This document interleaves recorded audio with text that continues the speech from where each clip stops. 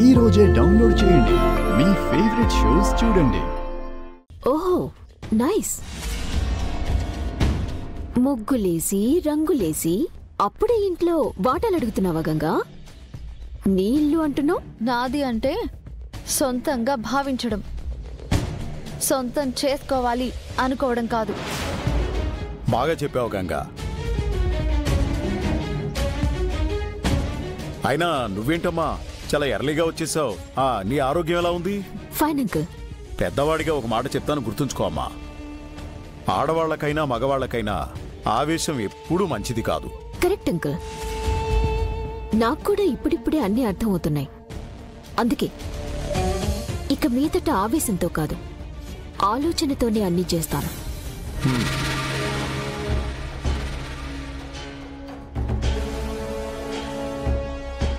ఏం జరిగింది?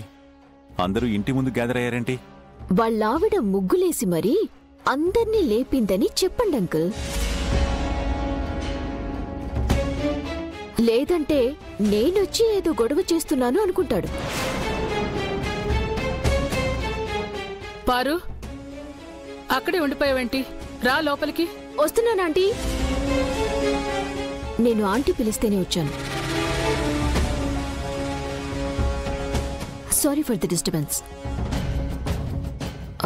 గంగా, నీ ముగ్గింకా బ్యాలెన్స్ ఉంటే వేసుకో.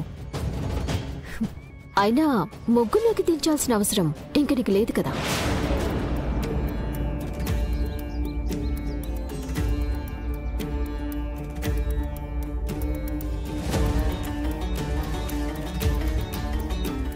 దాని దీంట్లో కుక్క బతుకు అన్నావు, అదేమో ఇంటి మహారాణిలో పోసుకొడుతుంది. ఏంటి సంగతి? నో పారు, అది కోడిలుగా ఇంటి పని చేసినా దానంతా పని మనిషిలాగా చూస్తున్నాం. కానీ అది మాత్రం అదే గొప్పగా ఫీల్ అయిపోతుంది. పాజిటివిటీ పీక్లో ఉంది. అదేం కాదు, అలా అన్నీ భరిస్తున్నట్లు నటిస్తే రుద్రబావ మెల్ట్ అయిపోతాడు. పర్మనెంట్గా సెటిల్ అయిపోవచ్చని ప్లాన్. ముగ్గు వేస్తుందా?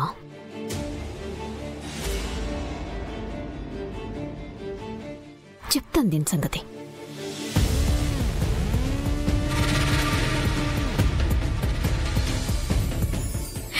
Wow, beautiful రంగోళీ. గంగా, ఈ ముగ్గు నువ్వే వేసావా? గంగేంటి వదినా? సారీ పెద్దనానా, నువ్వే వేసావా వదినా? రియల్లీ నైస్ వదినా, యు ఆర్ మల్టీ టాలెంటెడ్. రేయ్, ప్రతిదానికి ఎక్సైట్ అయిపోకు. అది జస్ట్ ముగ్గే, రవివర్మ పెయింటింగ్ ఏం కాదు. ఆర్ట్ ఏదైనా ఆర్టే కదన్నయ్య. అయినా పొద్దున్నే లేచి నేను ముగ్గులు ఎవరేమన్నారు?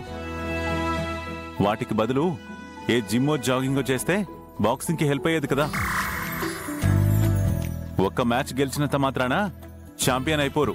రెగ్యులర్గా ప్రాక్టీస్ చేస్తూ ఉండాలి. సార్, అప్పుడంటే నేను జస్ట్ మీ స్టూడెంట్ని, మీరు చెప్పినట్టే చేసేదాన్ని. ఇప్పుడు మీ భార్యని, ఈ ఇంటి కోడల్ని. బాక్సింగ్ కంటే ముందు కోడలి బాధ్యతలు చూసుకోవాలి కదా, అర్థం చేసుకోవాలి. కరెక్ట్. అయినా భార్య ఇంత అందంగా ముగ్గేస్తే భర్త అభినందించాలి గాని అభ్యంతరం చెప్పకూడదు. బా, మీరు కూడా ఏంటి పెదనన్నా, తన తిక్కకి తందన తన అంటారు. సార్, నాకు తిక్కుంది కానీ దానికో లెక్కుంది.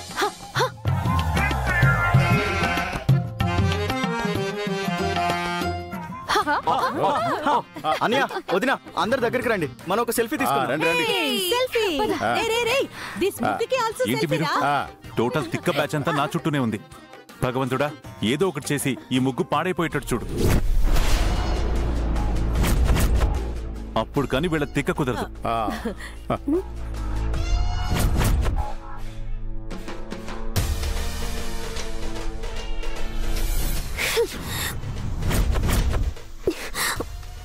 అన్నయ్య చూడని ఒకసారి. పోరా అన్నయ్య చూడనియా.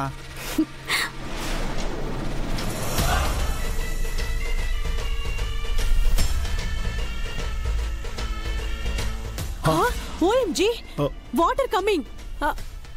అంతా మీ వల్లే. ఇప్పుడు నేనేం చేశాను? నా చెడిపోవాలన్నారు, అందుకే నీళ్ళు వచ్చేస్తున్నాయి.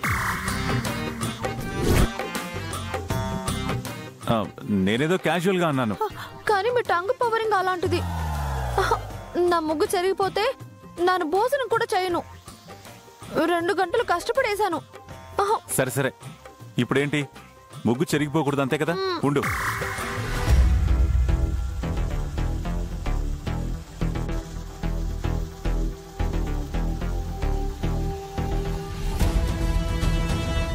ఇప్పుడు ఆ పైప్ నుంచి వాటర్ లీక్ అయి ముగ్గు దగ్గరికి వెళ్లి ముగ్గంతా చెరిగిపోతుంది.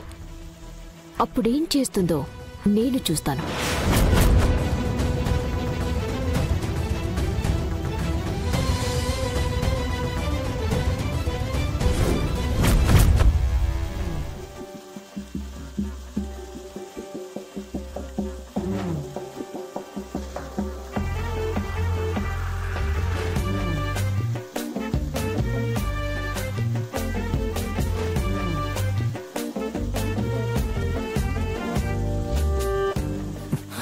నువ్వెందుకు వచ్చావు?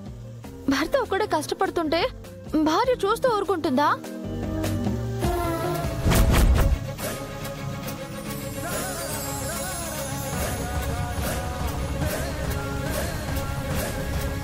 పారు, నువ్వు గంగని ఏడిపించాలని వాటర్ లీక్ చేశావు.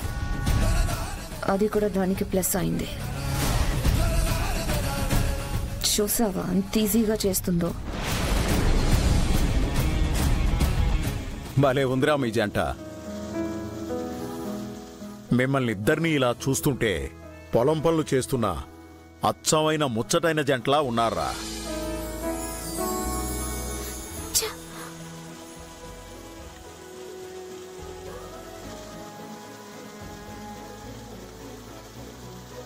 ఏంటంకుల్ మీరు అక్కడ మట్టి రాసుకుంటే ర్యాషెస్ వస్తాయి, అలర్జీ వస్తుందని తెలీదా? గంగంటే లో క్లాస్ కాబట్టి తనకు అలవాటై ఉంటుంది. కానీ మన రుద్ర ఎఫెక్ట్ అవుతాడు కదా. ఏం కాదమ్మా, అయినా డబ్బులు ఖర్చు పెట్టి మరీ స్పా సెంటర్స్కు వెళ్ళి మడ్ థెరపీ అని మట్టితోనే కదా స్కిన్ డిటాక్సింగ్ చేస్తారు. ఇది నేచురల్ గా జరుగుతుంది అంతే.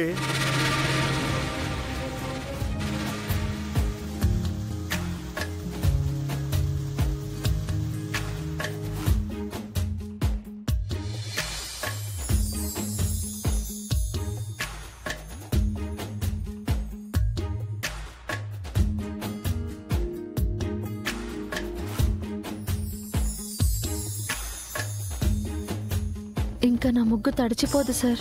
నీ ముగ్గు కోసం నన్ను తడిపావుగా. మా గంగా, రుద్రకి తలస్నానం చేయించమ్మా. ఆల్రెడీ చేయించింది పెదనాన్న.